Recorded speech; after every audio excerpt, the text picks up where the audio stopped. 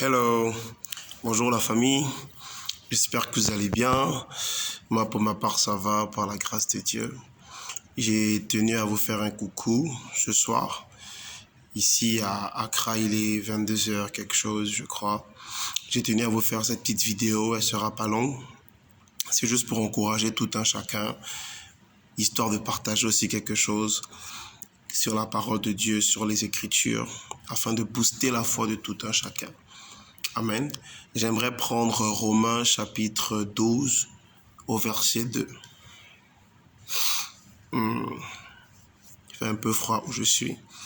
Alors il est écrit, ne prenez pas comme modèle le monde actuel, mais soyez transformés par le renouvellement de votre intelligence, pour pouvoir discerner la volonté de Dieu, ce qui est bon, ce qui lui plaît, ou encore ce qui lui est agréable, et enfin ce qui est parfait.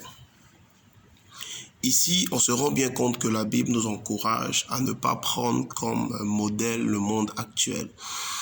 D'autres versions disent à ne pas se conformer au siècle présent, c'est-à-dire aux certaines tendances, aux tendances qui ne glorifient pas Dieu, aux tendances qui n'apportent pas un plus à notre vie chrétienne, aux tendances par contre même qui nous donnent une image de non-croyants ou qui ne permettent pas à notre entourage de voir Christ en nous. Il y a ces tendances-là dans le monde actuel où nous vivons. Et nous pouvons les observer par les médias, par les réseaux sociaux et tant d'autres plateformes. Mais ici, j'ai compris une chose. La Bible nous encourage à rester focalisés sur les choses de Dieu, à ne ni regarder ni à gauche, ni à droite, mais à rester concentrés sur la parole de Dieu. Un autre passage dans Jacques au chapitre 1, à partir du verset 20, dit une chose. Pardon, c'est le verset 23. La Bible dit, « En effet, si quelqu'un se contente d'écouter la parole, sans y conformer ses actes, il ressemble à un homme qui, en observant dans un miroir, découvre son vrai visage. Après s'être ainsi observé, il s'en va et oublie ce qu'il est. » Ce passage-là veut tout simplement dire, exemple, je vais dans un miroir et je regarde qu'ici, j'ai un petit bouton ici, voilà, j'ai vu ça sur le miroir. Et aussitôt quitter le miroir, quelqu'un vient me dire, exemple, que j'ai un bouton au niveau du menton. Pourtant, je sais que je me suis regardé au miroir. Le seul bouton que j'avais se trouvait sur mon côté gauche et non sur le menton. Ce qui veut dire que parce que je crois en ce qu'il me dit, cela signifie que j'ai oublié complètement ce que j'ai vu sur le miroir. Et très souvent, beaucoup de personnes font souvent cette erreur avec la parole de Dieu. On va le dimanche à l'église, on écoute le message. Aussitôt sorti de cette atmosphère, on oublie le message. On essaye de lire la Bible ou on s'assoit pour lire la Bible. Aussitôt fermer la Bible, on a oublié ce que l'on a lu. Pourquoi? Il y a certaines raisons qui permettent à ce que ce soit ainsi. C'est le fait d'abord de ne pas inviter le Saint-Esprit dans notre lecture et le fait aussi de ne pas méditer la parole. Parce que lorsque l'on médite la parole de Dieu, lorsque, après la lecture, on décide de faire des recherches ou de mieux comprendre les passages qui nous ont semblé difficiles, les passages qui ont fait en sorte que notre intellect soit challengé, les passages qu'on aimerait comprendre, peut-être en appelant des gens ou en faisant des recherches sur Internet ou même avec un dictionnaire biblique. Lorsqu'on fait cela, il est beaucoup plus facile de retenir la parole de Dieu. De un, il est beaucoup plus facile d'assimiler encore les secrets derrière ces passages. En d'autres mots, les interprétations. C'est le même processus lorsque l'on mange. Lorsque l'on mange, la nourriture, elle descend, elle rentre dans l'estomac. Ensuite, il y a ce qu'on appelle des acides aminés. Ces acides aminés viennent maintenant avec des sucres gastriques, pour décomposer la nourriture. Et ensuite, les nutriments sont extraits de cela et envoyés dans le sang. Le sang va au niveau du cœur et le cœur pompe ce sang vers toutes les parties du corps.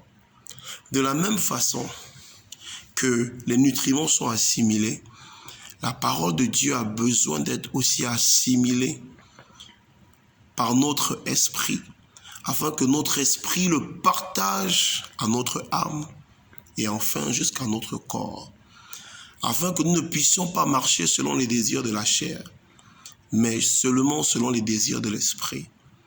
Romains 8,14 dit une chose, car ceux qui sont conduits par l'Esprit de Dieu sont appelés fils de Dieu. Il est important de savoir aussi que la parole de Dieu, cette parole que nous aimons tant, lorsque nous la lisons, lorsque nous la méditons, notre intelligence est renouvelée. Car la parole de Dieu, c'est la pensée de Dieu. C'est elle seule qui transforme progressivement. J'écrivais cela tout à l'heure, alors j'ai voulu partager cela avec vous. J'aimerais encourager tout un chacun, ceux qui suivront ce live, qui sont chrétiens, qui ont donné leur vie à Christ, qui ont décidé d'accepter Christ, qui ont décidé de renoncer à la vie passée et de marcher en nouveauté de vie. J'aimerais vous encourager. Concentrez-vous aussi sur la parole de Dieu. Concentrez-vous sur les Écritures. Ne vous contentez pas seulement comme il est écrit dans Jacques au chapitre 1 à partir du verset 22. Ne vous contentez pas seulement à l'écouter ou encore à la lire, la parole de Dieu, mais mettez-la en pratique. Comme l'exemple des nutriments, assimilez la parole de Dieu. Trouvez du temps, méditez, faites des recherches sur cette parole. Et je vous promets que votre intelligence sera renouvelée. Comme dit Romains chapitre 12 au verset 2, cela vous permettra de ne pas vous conformer au siècle présent, de ne pas vous conformer au monde actuel, mais d'acquérir le renouvellement de l'intelligence. Ce renouvellement n'est que possible par la parole de Dieu. Et alors, il y a une promesse qui est donnée dans Romains 12 au verset 2. Nous connaîtrons ce qui est bon, ce qui est agréable et enfin ce qui est parfait. Jésus a dit une chose dans Jean au chapitre 8. Mon Père m'exauce tout le temps parce que je fais ce qui lui est agréable. Et on se rappelle à la croix lorsqu'il mourait, il a dit, tout est accompli. Je me suis toujours posé la question, mais Jésus, le Fils de Dieu, notre Seigneur, comment est-ce qu'il peut dire que lui, Dieu l'exauçait toujours parce qu'il faisait ce qui est agréable, donc ce qui plaisait à Dieu. Pourtant, l'apôtre Paul, qui a écrit une grande partie du Nouveau Testament, nous fait comprendre qu'il y a ce qui est bon, ce qui est agréable et ce qui est parfait. Je me disais, est-ce que le Seigneur Jésus, lui, s'est limité à ce qui est agréable il y a quelques années auparavant, jusqu'à ce que je comprenne qu'à la croix, il a accompli ce qui est parfait. Ce qui est parfait s'accomplit généralement à la fin. Mais on doit passer par ce qui est bon, ce qui est agréable et ce qui est parfait. C'était mon message pour vous. C'était le message que le Seigneur m'a inspiré. Et j'ai décidé dorénavant de faire des lives avec ma famille sur Facebook, sur Instagram, sur toutes les plateformes dans lesquelles je suis, afin de ne pas garder cette connaissance pour moi seulement, mais de la partager. Car dans mes recherches, j'ai découvert aussi que mon nom, qui est Amorin, signifie celui qui enseigne. Et mon nom, qui est aussi Yehoshanan, c'est Hans en hébreu, signifie aussi celui qui enseigne. Et je crois que ce n'est pas un hasard, d'accord? Parce que ces noms m'ont été donnés par différentes personnes et elles signifient la même chose.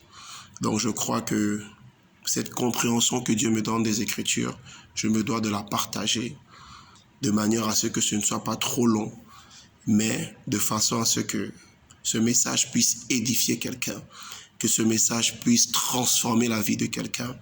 Je prie maintenant pour quelqu'un qui, certainement, n'a pas la force de lire la parole de Dieu tous les jours. Quelqu'un qui essaye, mais qui la lit peut-être chaque semaine. Quelqu'un qui essaye et qui lit peut-être un verset seulement. Quelqu'un qui essaye, mais qui écoute seulement la parole de Dieu lorsqu'il vient le dimanche à l'église. Je prie que le Saint-Esprit encore qui m'inspire en ce moment, que ce même Saint-Esprit maintenant vous visite. Que ce même Saint-Esprit maintenant puisse encore vous établir, puisse encore vous placer, vous enraciner encore dans l'amour de la lecture quotidienne des Écritures, afin encore que vous puissiez accomplir de grandes œuvres pour la gloire de Dieu et pour l'avancement de son royaume sur terre.